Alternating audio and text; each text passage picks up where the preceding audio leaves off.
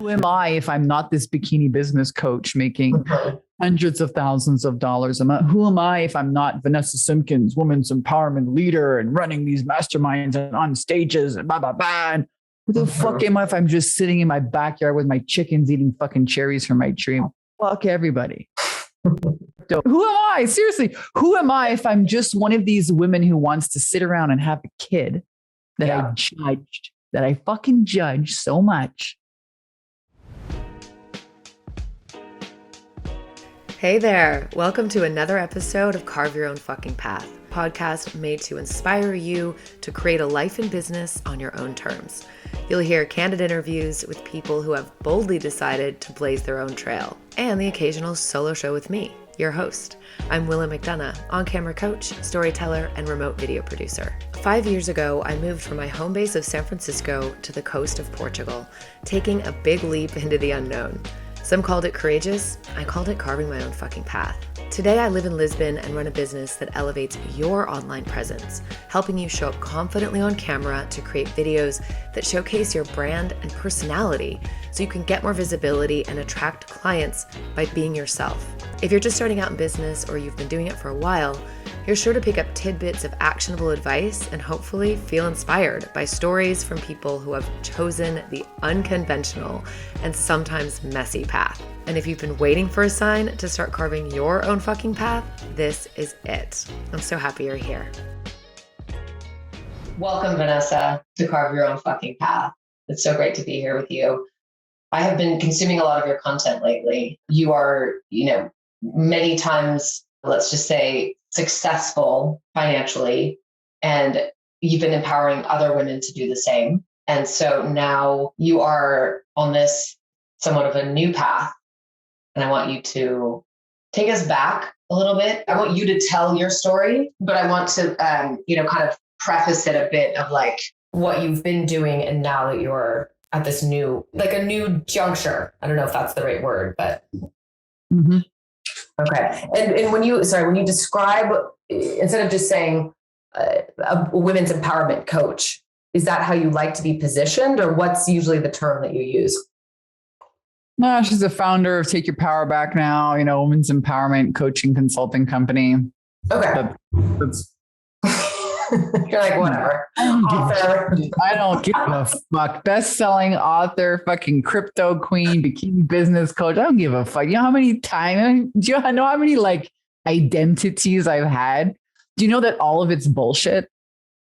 Yeah, it is. Totally. Totally. You attach yourself to all these fucking stupid. What's my tagline? Who gives a fuck? Tagline. Who cares? You have had many titles. Let's just say that. So let's just abandon those titles.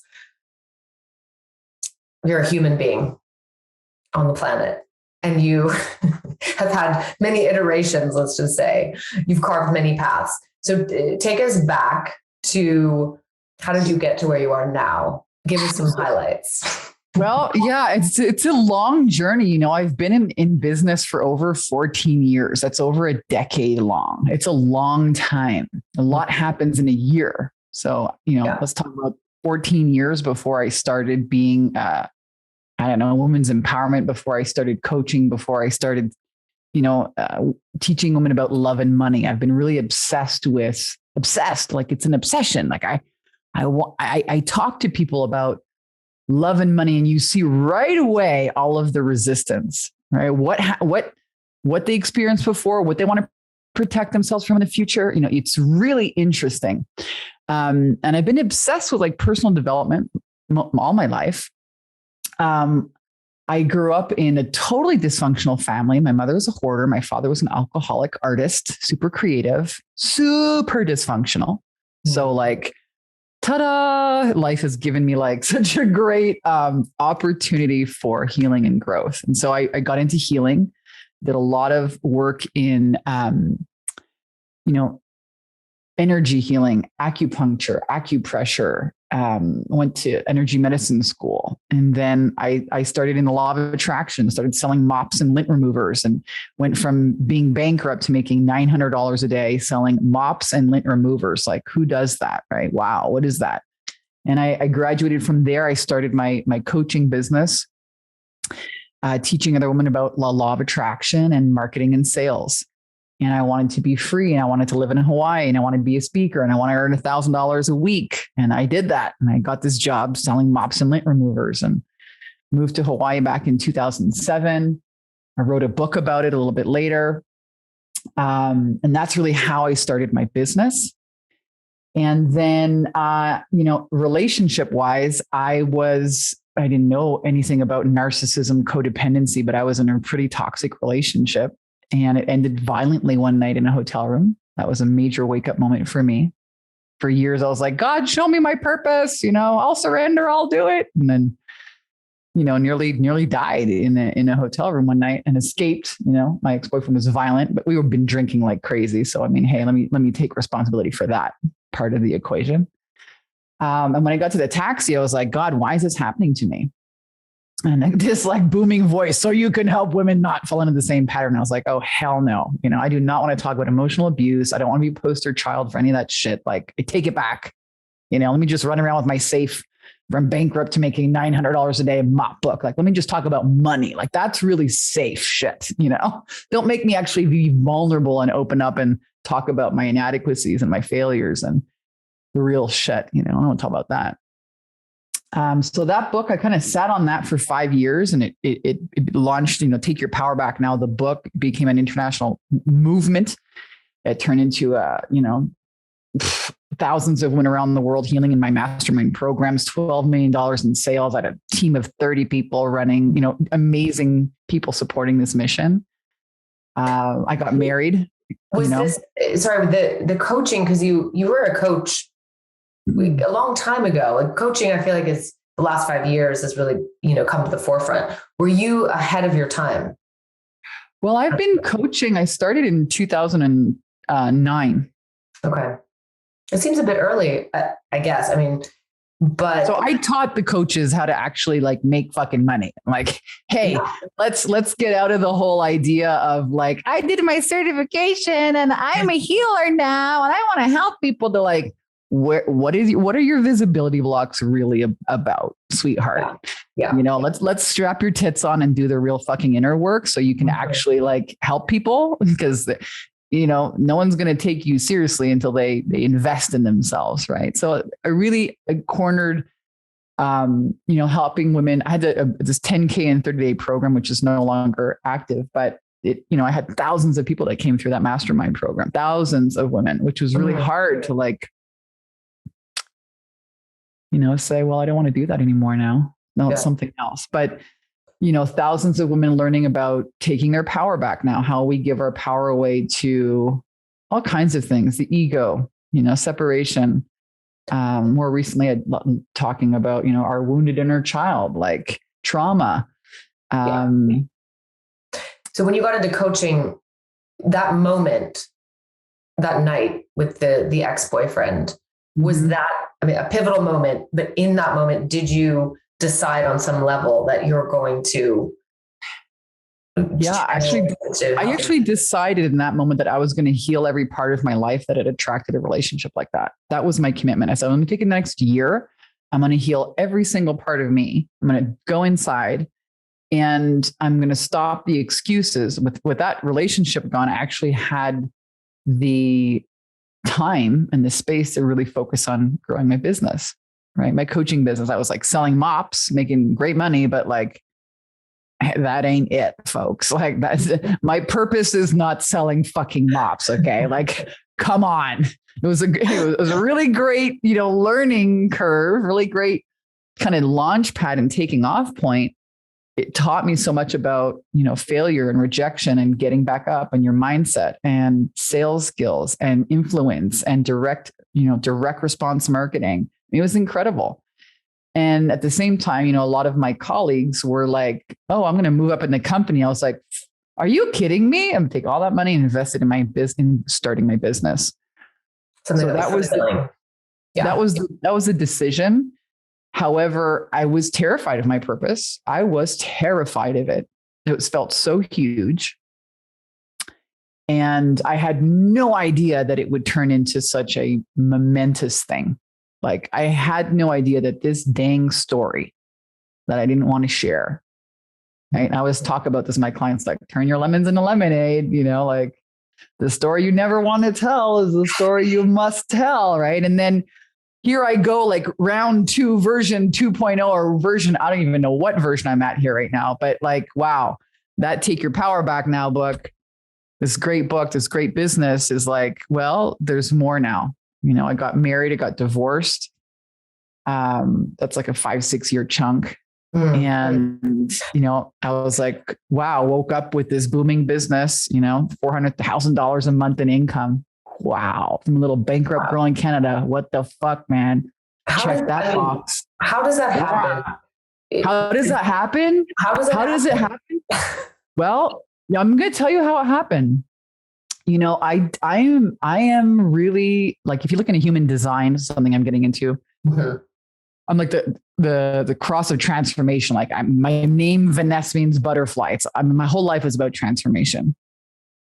So I'm really obsessed with it. Like all forms of healing. I'm an opportunistic investigator. So I like investigate large swaths of like online marketing, healing, crypto, passive income, like inner child work. Like there's these big, huge dimensions of information that I just kind of investigate and then, pick a lane. So how I got into, I was totally invested in entrepreneurship. I invested millions of dollars into my own personal development, my own healing. I got really clear on understanding how to impregnate your subconscious mind. I like that word, impregnate. Neville Goddard, if you want to really dive into like one of the best spiritual teachers, I think, on the planet. He's dead now, but he's the OG law of attraction dude. In my world, Neville is like rock star, man, rock star. So I was like obsessed with Neville Goddard, and I was like, let me prove to myself that I can do this. And it was really interesting because I was in this mastermind. It cost like 60 grand. And it was like, Facebook ads and webinars and sales teams. And I was like, okay, if this is it, You invested in a program that would help you do that you had access to those people. No, that showed me how to do that, how to, make $100,000 a month. And then, my mentor was making $1 million a month. So everyone was like, oh, let's make $1 million a month. But then at one point you're like, who the fuck needs $1 million a month? For what? For who? Fuck. Were you going to go and like destroy yourself to say, I got $1 million a month? Who gives a fuck? Like what is your lifestyle like? Do you know what my lifestyle is like now? Because I didn't like my life making $400,000 a month, burning myself out, abandoning myself for everybody else's needs. It felt like everybody else was getting what they wanted and needed, but me. And I was just like the slave of it all. So your clients were getting that from you. Is that what you mean? Well, it wasn't just clients. I mean, it was, you run a employees, company that makes $3.5 million a year. You got a lot of responsibilities. Okay. So a sales team of 7 people to meet with every morning. Yeah. I'm an incredible salesperson, and I didn't get started in sales, in coaching. I actually started in high ticket sales by selling my father's artwork when I was younger. Okay. So in my young age, I was rescuing at a very young age. Let's talk about that. Yeah. Right? When I woke up in my marriage and I was like, whoa, I've been rescuing a hell of a lot of people, including my ex-husband, his 3 kids, his crazy ex-wife. I mean, look at my company. Wow. All these fucking people too. Woo. Pattern. Oh, yeah. Wow. Some really, and here you are teaching women's empowerment. It was like, wow. Let me take a like radical self look here. And I don't like what I see, and holy shit. Yeah. And then I basically burned down everything that I had built. I'm curious about the money, the women's empowerment and money. Was that the main thing that you were teaching, is how to earn money? I find the coaching industry is so, it was money. No, it was, so you got to sell people what they want and give them what they need. The end. Okay. Yep. So you say, hey, come in, like learn how to attract clients. Yes. But it's really about breaking through your inner blocks, taking your power back now, looking at your belief systems, looking at the past, how we're meaning making machines, and how we are like self-fulfilling prophecies. Really, the mind aspect, So I really got into how do you get this damn law of attraction thing to work all the time? Like, how do you become a conscious creator? What are the pieces? What are the parts? What's the system? How does it work? How can I chunk it down? How can I teach it to other people? And that's what I built. It's a 90-day coaching program to take women who are coaches, healers, artists, spiritual women, to making $10,000 a month as an online coach. That's what I taught them. Mm-hmm. And part of it was deep inner work, healing. Yeah. Part of it was the systems and online marketing and the sales. And part of it was this rad fucking community. Mm-hmm. Rad. And women loved it. They still love it. So that's still going? No, I stopped it. I ended it. Yeah. And it was really interesting because I was like, well, folks, here's the end of a fucking era. Talk about letting go of your old identity. It's been it was so hard for me to let go of something that wasn't bringing me any more juice, that had done so good for so long for so many people. And no matter how hard I tried to make it work, it just wasn't fucking working anymore. The marketing wasn't working. Like the ads weren't working. That juice just not there anymore. It was just, it's like, how do you let go of this old, what must die in order for something new to be born? Really? Mm-hmm. It's a question I ask my clients constantly, but this is the iteration of it in my own life. Okay. So you're teaching this, you're writing the books. You've written several. 2 books. Yeah. Take Your Power Back Now. How to overcome the resistance to creating life you love. And then from bankrupt to making $900 a day selling mops. That was my first book. Yeah. It's a great hook. Yes, it is. It's like, yeah, that's good. And so when I want to go I jump around a bit, but like farther back, you're selling art for your dad. You're looking forward into the future. You then were bankrupt at 26. So yeah, going from such extremes, what did you then envision for your future? And in that moment, in the moment of you're completely bankrupt in a bad relationship. Yeah. Over like coming out of an abusive, toxic relationship with a narcissist, bankrupt, I had no internet. I was like, I want to become free. And my dad was super cool. He always believed in me. He goes, Vanessa's into this new thing here and she's going off, she's going to do this. And, and then sure enough, I would go out there and I would do it. Like get something in my brain, like get on board or get out of my way. Here I go. So I'm after this thing, whatever it is, whatever the goal is. And, well, in that moment when I was bankrupt and, kind of totally disheveled and, coming out of that toxic relationship, I was bankrupt in that relationship, and I kind of gave my power away, for somebody to come out there and rescue me and save me and control me ultimately. And so that's, healing from that is taking my power back now. That's really how that body of work came out into the world.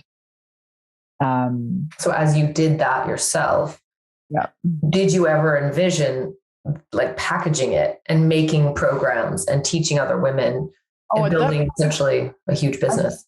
At that point, when I was bankrupt, and I would call it living in the Bronx with my ex-boyfriend, he had this tiny little apartment, no freaking internet. And I would go across the street to the library to use the internet for free for an hour and research all these online marketing. Let me make passive income online. And then I would drive another hour because I was a massage therapist to my old library to research for another hour for free internet at the library over there. And then I would go to my massage therapy job where I made $30 an hour, looking at how the emotions impact our physical body. Super fascinating. Yeah. And then I eventually, I got into the law of attraction and really getting into mind, mind over matter. And I attracted this job selling mops and lint removers. And I wanted to live in Hawaii. That was in 2007. So I did that.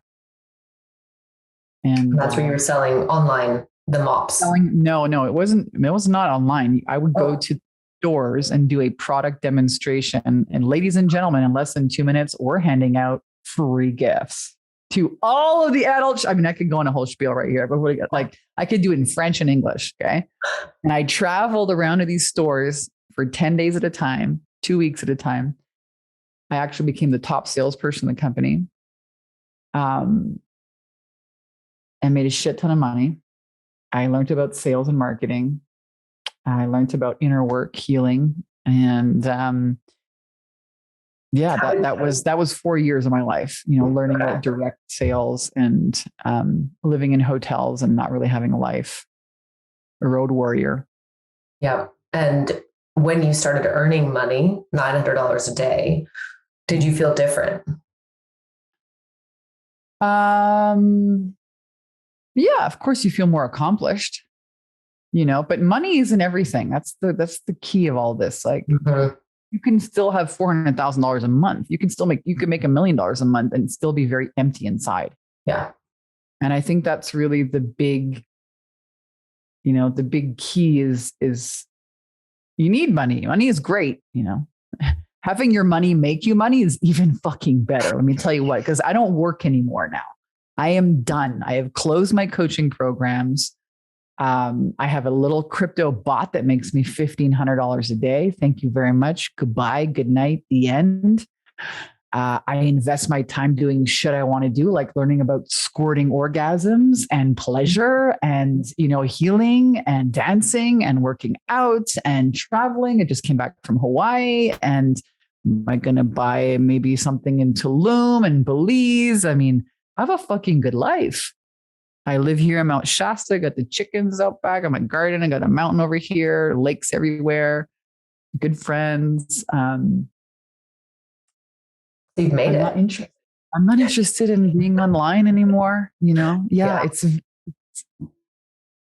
very different life, very different life. So having money is actually that's not going to fulfill you. You can still have a major freaking hole inside and try and stuff a bunch of money in that hole and hope that it's going to make you feel better. And that ain't it, man. And trust, waking up to that, woo, strap your titties on tight. Like you're going on a magic carpet healing journey ride, man. You're going to do a few loop-de-loops and barf up all your old shit and deal with it and face it. And that visual was amazing.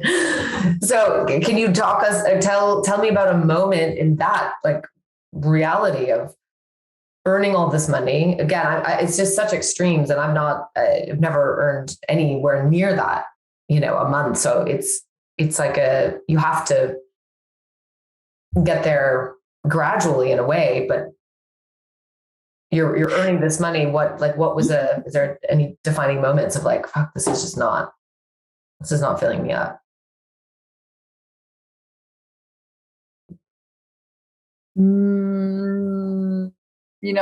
It was what was filling me up was that I was proving to myself, hey, can I make $100,000 a month? Fuck, I just did that. Holy shit. 200. Yep. 300. Yep. Fuck. 400. Yeah. Wow. This shit really works. Like all this mindset stuff, right? Really works. So it was this game of like, can I do this? Can I serve more women? Oh my God. Like, wow. Like that was a trip. Okay. So you go down that track, but then you're like, well, wait a second. What the fuck is the trip really about? Like, is service and sacrificing yourself for the greater good of everybody. But what about yourself in all of this, Vanessa? Because Vanessa wanted to have a kid. Vanessa was never going to have a kid with my business was at such warp speed, like a fucking train out of control. And I was like hanging on to it. That's what it felt like. And it's so funny because I buy this house in Mount Shasta and there's a fucking train in the backyard. It's hilarious. It's called the Love Train. You might come by and honks 4 times, right? Every time. Like the most synchronistic times where I'm having conversations. I'm like, ooh. Love train. Mm-hmm. Everything's a symbol. Everything's a reflection.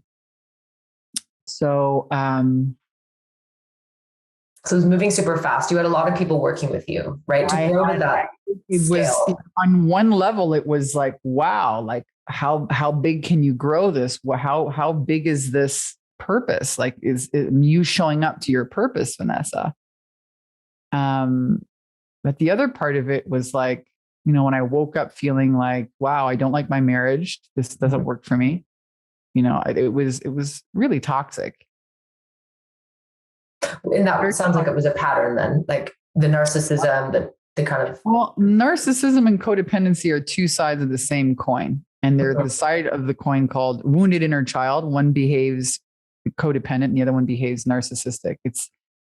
People put all these labels on them, but it's two sides of the same wounded inner child coin, the end. So if people can talk about all this, and I taught women about narcissism all the time, this whole book, Take Your Power Back Now, is about healing from a narcissist, in a relationship. In my marriage, I was the one who behaved like a narcissist. Like I've seen both sides of the scale. How do you go from empowering all these people to behaving like a narcissist yourself? Whoa, talk about it like a shock and extreme identity. Like I had no idea about any of this stuff. Mm-hmm. And so like having, kindness, courage, compassion with yourself.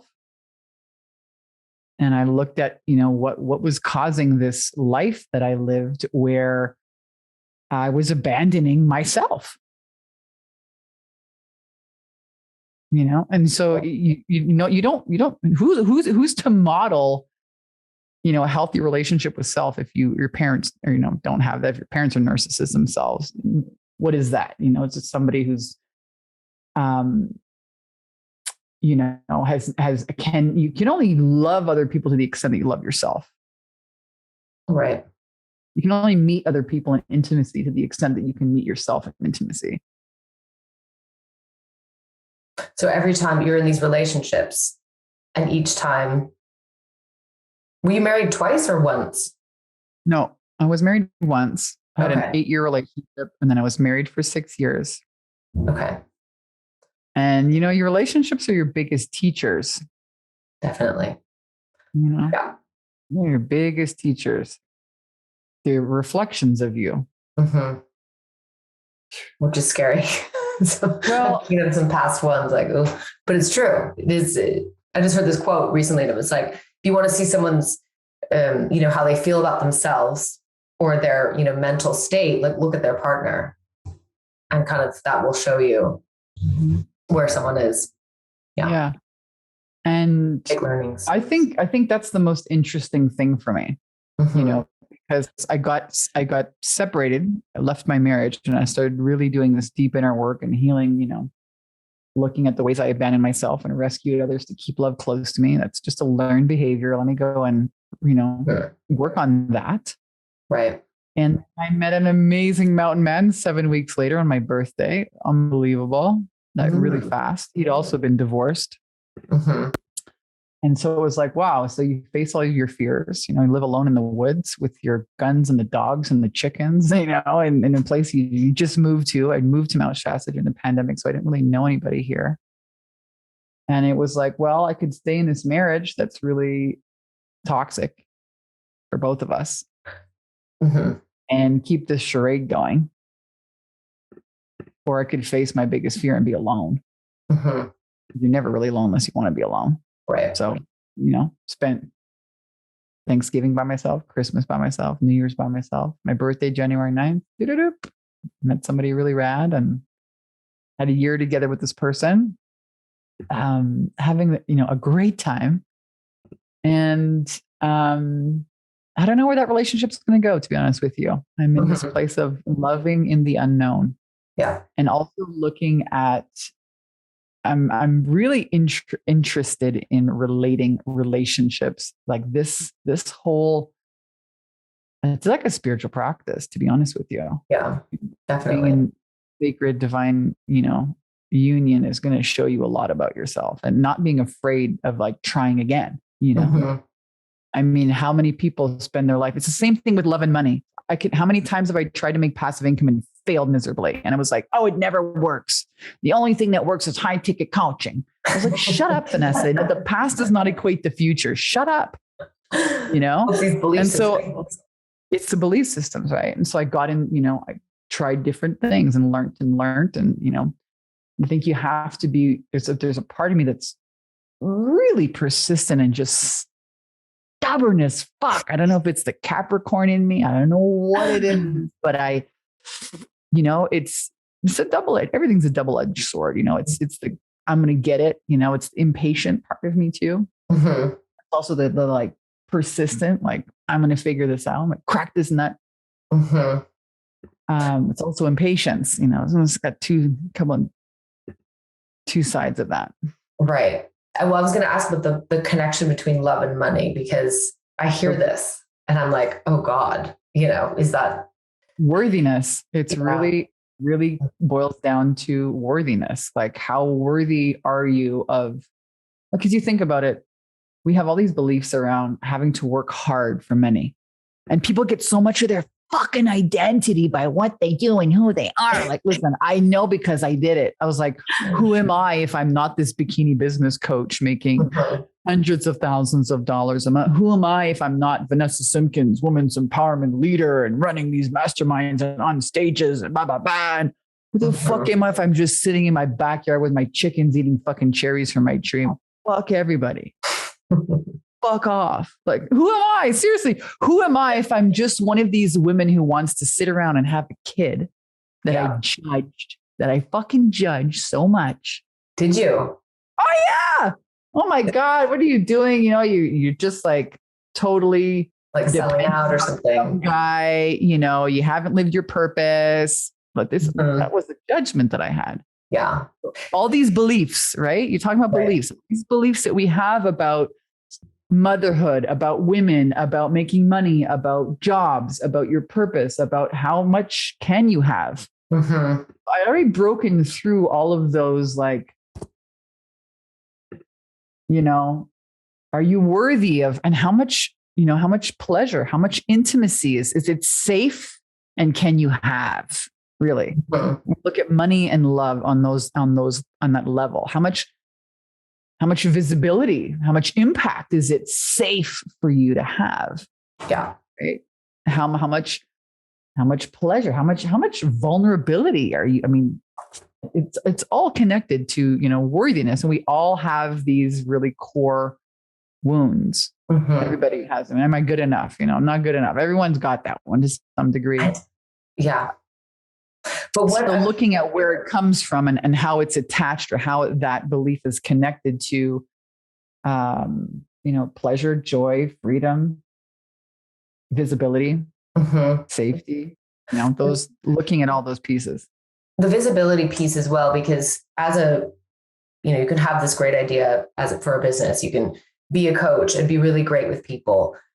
Why is it that visibility is one of the biggest struggles? And that's something I help people with as well, with on camera work. So think about it.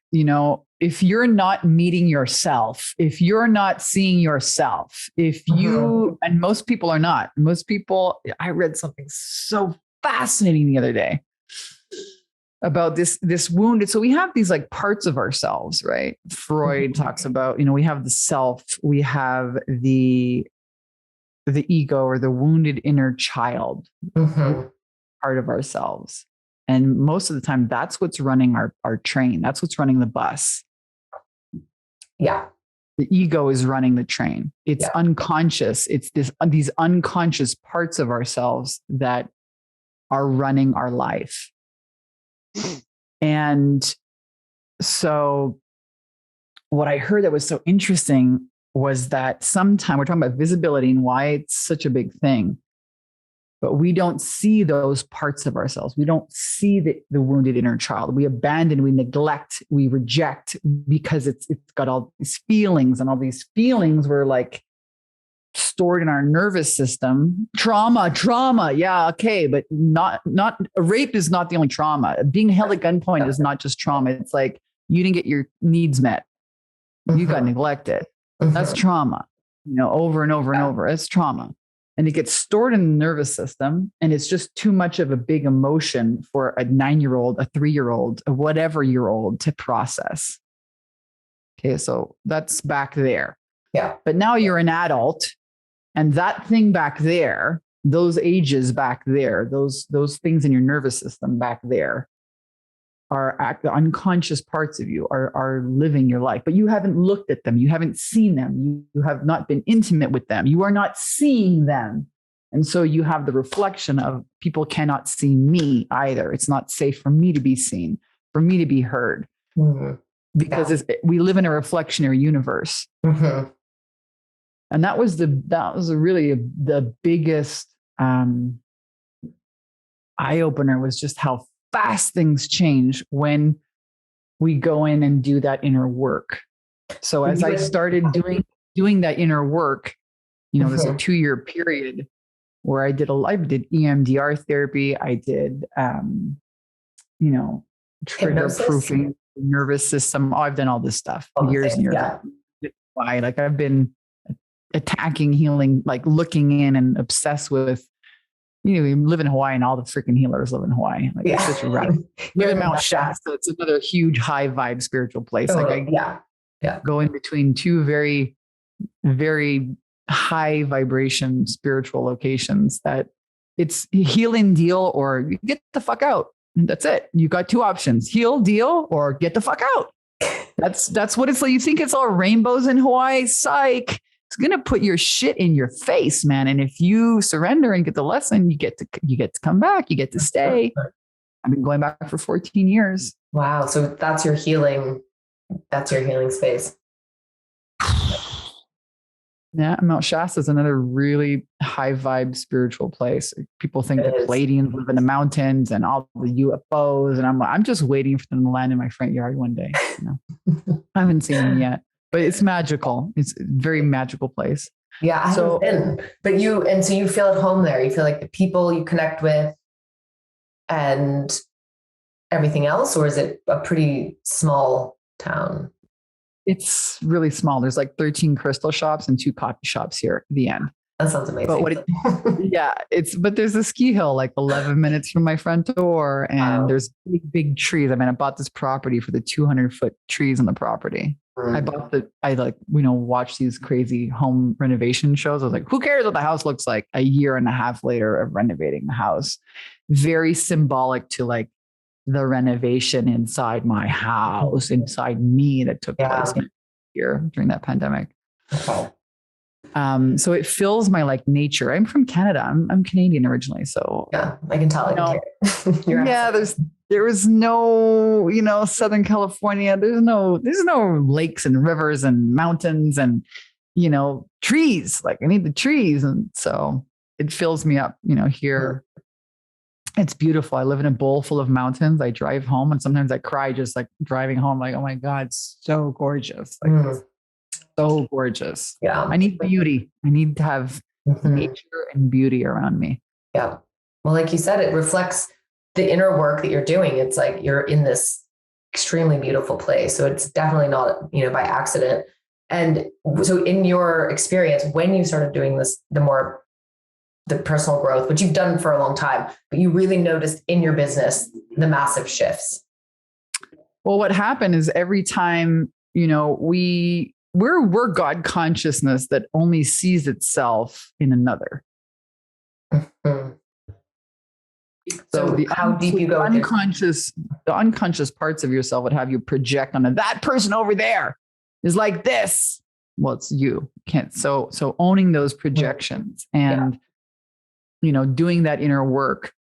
What happened is that all of these reflections started leaving, bing, bing, bing, bing, bing, everywhere, all at once.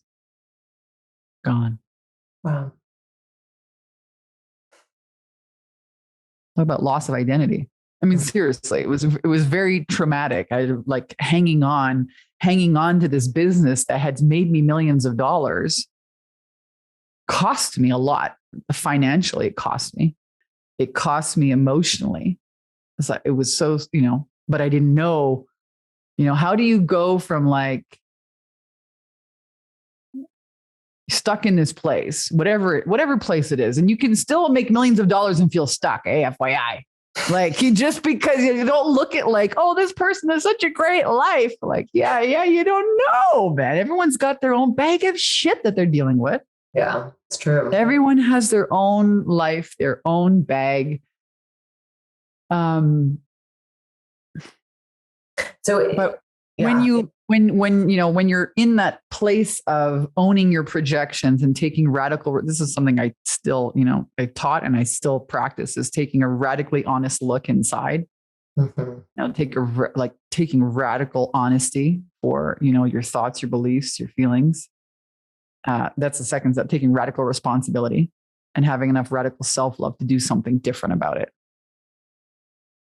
That's how you create change. That's how transformation happens. And, within that system, within those 3 steps, there's many different modalities that there's many roads to Rome, but Rome is Rome. You can get on a plane, you can get on a bicycle, you can walk there, you can swim, you can get there. There's many different ways to get there. People take ayahuasca, it's not my deal at all. A lot of people into psychedelics and shit. No, not your thing. Not my thing. Tried it, yeah. But there's many roads to Rome. So find a modality, find, somebody that you resonate with that can, show you the way. Absolutely. Mm. I've hired, I've invested in a tremendous amount of money. I always will. In yourself. Oh yeah. Yeah.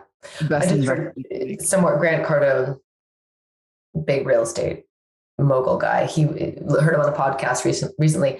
He says every year he dumps all his cash. He has no cash reserves, just so that each year he has to create more. He'll buy assets with the cash he has. But he said, number one, always invest in yourself. That's first and foremost. And that's not really taught a lot of the time. It's always material things or, something outside of ourselves. But to this day, he's like, I will always invest in myself constantly with learning, always knowledge in some form, healing, whatever it may be. I thought, yeah. Yeah, because nobody can ever take that away from you. Right. Yeah. Yeah, you are the best investment, and that's part of it. So how are you loving you, or how much are you abandoning you and expecting those people out there to love you, to fill your cup, those people out there to be responsible for how you feel, those people out there to make you safe. It's, you become whole. That's really the journey I've been on, is coming into wholeness. Yep. What about, describe the moment or this recent time of carving your own path without your business, burning your business down, as you said. And can you talk more about that? Because that's all just happening in the last, year? Or just since you moved to Shasta? Yeah, since I moved to Mount Shasta, it's been 2 years of this. So life is all about reflections. And I bought this house here and there was 2 dead trees in the backyard. This is the explanation of it. It's really 2 dead people in a marriage. Cost me $13,000 to cut those trees down. And then there was just piles of rubbish in the back acre, like the back subconscious of my mind. Mm-hmm. And it took 2 years of burning piles, and there was still just shit everywhere in that back acre. And it also represented 2 people in my business that need to be fired as well. Actually, my ex-husband said this. He was really smart, about managing people. And he said, in your business, in your culture, you're always going to have 2 waves of the old culture will come in after 2 waves of people, then it will clean itself out. And it was true, because I had these 2 people, they needed to be fired as well. The 2 people after that took those roles, get the fuck out of here as well, just as toxic. They mirrored me and my ex-husband. It was so interesting. Wow. It was so interesting. I was like, get the fuck out, man. I don't want that. So get the fuck out. Don't want these reflections anymore. Out. And so I kept looking at, I was basically cleaning up all these parts of my life. Wow. I had a 4,000 square foot house in San Diego that I was going to buy, that I moved over here into a garage. I bought another house here in Mount Shasta as a love shack. It was not a love shack. It was an argument shack. Mm. It was a little office that I had to go and work at while my family and ex-husband lived in this beautiful house here that I was paying for, and then give you a job to become my CFO and doing a shit job at that. So rescuing everywhere. Mm, I mean, I had such a crazy, such an extreme of think about that. Moving a 4,000 square foot house, buying and selling a house, getting separated, eventually getting divorced, not enjoying my business, moving furniture all over the place. The backache filled with shit. So I started just, I kept doing inner work. And I said, Vanessa, how the hell did you build, make $12 million online, teaching thousands of women? What the fuck did you do? Well, you taught this I'm a conscious creator process. Okay, so do it again and just do it for passive income. Okay, I want peaceful profits. I want passive income. I want to have rad conversations with awakened men and women. I want my money to make me money. The end. I want to have a kid. I want to become a mom. I want to have a family. I want to make space for that, And so I put it out there, and my boyfriend at the time came back and was like, hey, your acupuncturist is doing this thing with crypto. And I had gotten involved in crypto, and I was like, oh my God, I'm never going to sit there and look at a freaking computer screen and the stopwatches. And are you fucking kidding me? I'm not going to do that. I couldn't even get on the Discord, to understand what these guys were talking about. But I was like, it must exist. There must be a crypto broker somewhere. It's just going to invest my money and guarantee me a dang return. That's what I want. And so I got involved in this one thing, really cool. I started promoting it out to my email list. Okay, guys, I'm going to do some crypto now. And people were open to that, and they, still running some coaching, programs on the side. But I just didn't want to do the coaching anymore. I was like, it was everything I knew, but I didn't want to do it anymore. I just, that was all I knew. It's so hard to let go. Let go. Trust, surrender. Yeah. So hard when that's made you millions of dollars. It's whoa, and you never think that that's going to end. You never think a marriage is going to end. You never think a business is going to end. You don't know. I mean, we live in this crazy, miraculous gift called life, and who knows what's going to happen every day. You can sit there and try and control it. Oh, good luck. Good luck with that one, my friend. Whew. And then learning how to not control and really surrender to God, life becomes a magic carpet ride. Mm-hmm. So the surrendering to God, and what does that mean for you? Have you had a religious, I don't even want to use the word religious, but I don't like a spiritual connection? And yeah, I've always been super spiritual. Okay. Yeah, not religious. Let's call it God, consciousness. Neville Goddard would say it's your imagination. I mean, consciousness, greater power, the unseen, the unknown. So it's about what? It's about the what, not the how. When you're thinking about the how, you're trying to play God, and it's really none of your business. That's so I do a lot of prayer, hey, deliver me from this. If I become aware of something really,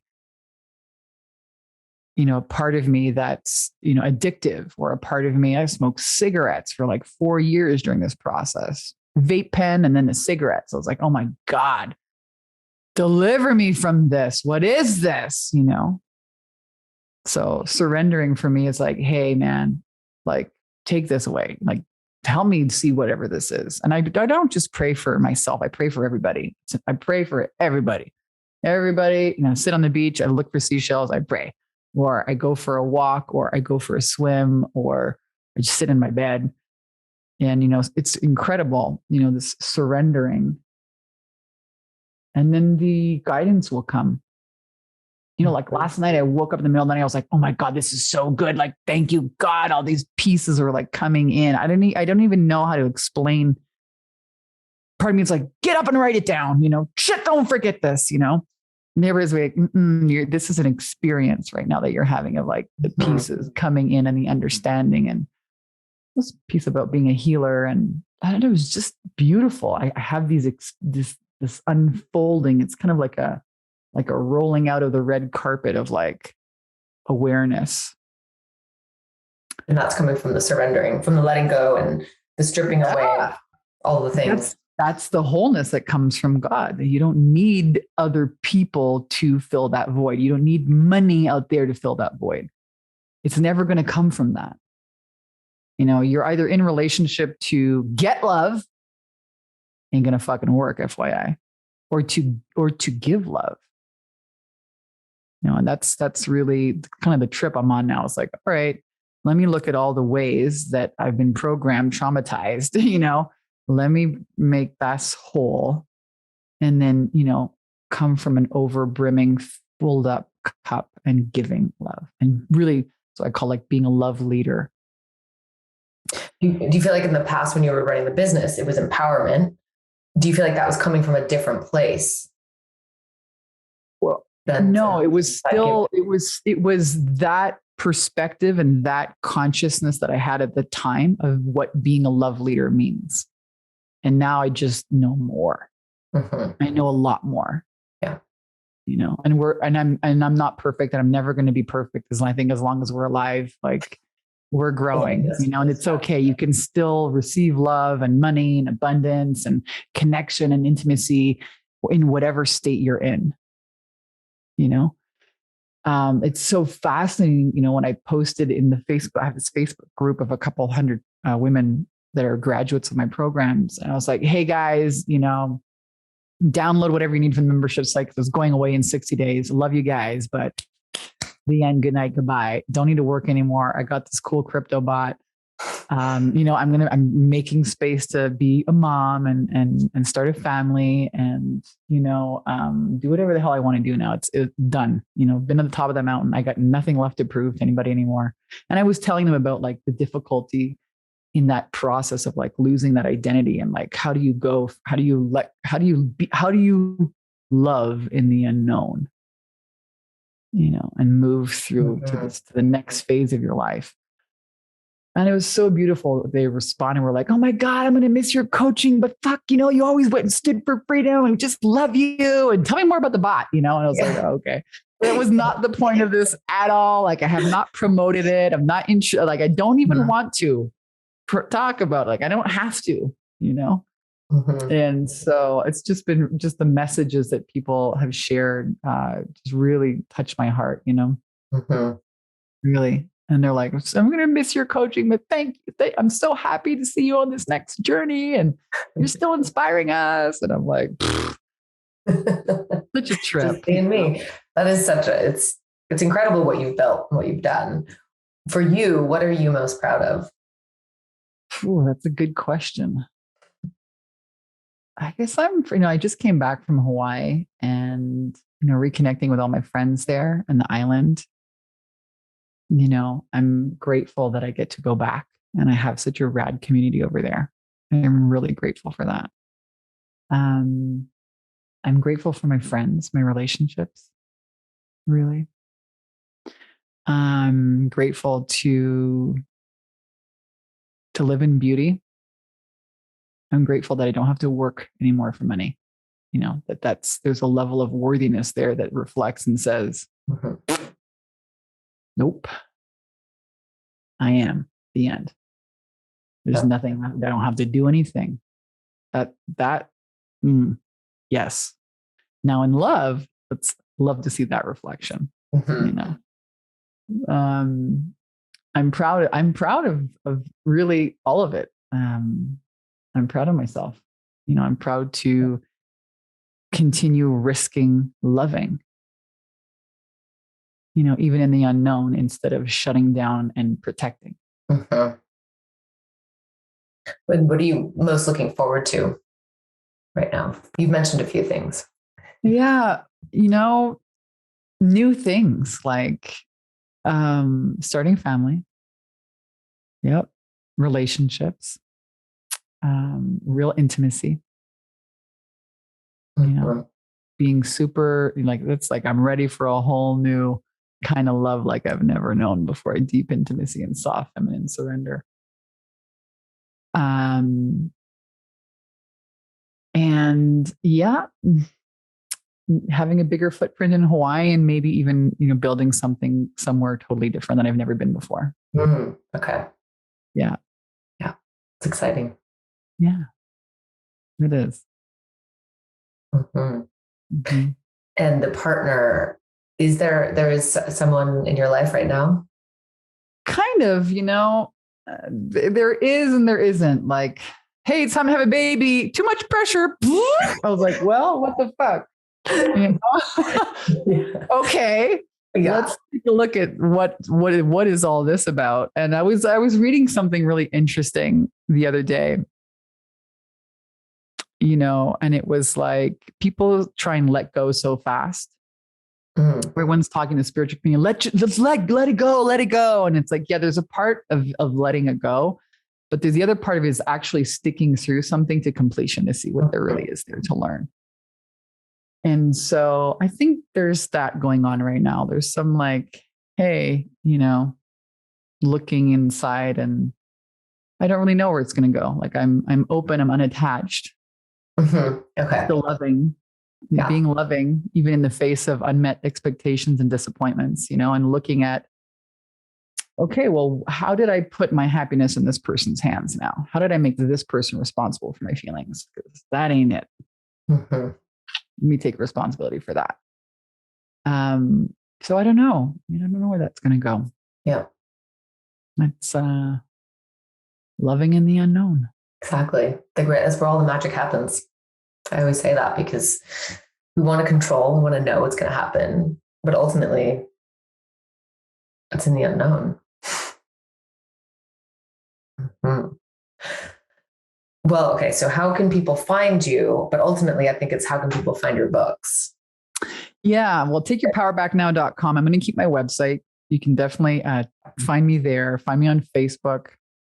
I'm on Facebook more than Instagram. But Take Your Power Back Now. The book is on Amazon. Same thing with From Bankrupt to $900 a Day, also on Amazon.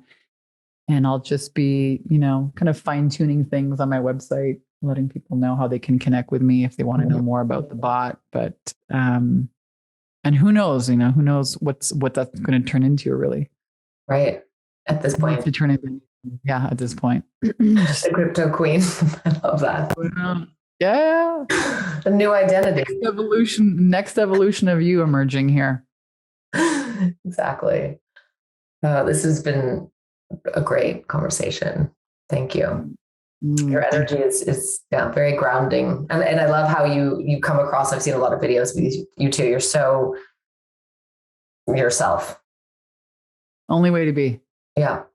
Definitely. Yeah, you know, I swear, because it's like a color purple, man. Like I don't want to be.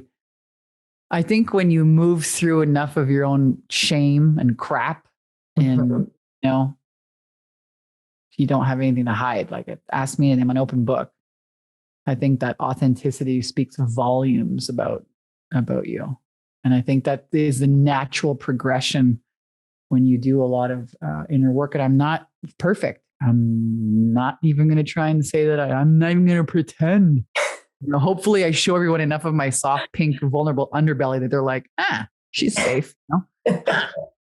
That's always been my MO in my programs. Like, hey, let me show you how unperfect I really am. So that it gives them, you know, the space to be like, oh, okay, I can be seen. I can be me and my imperfection. I can let it all, you know, the masks off.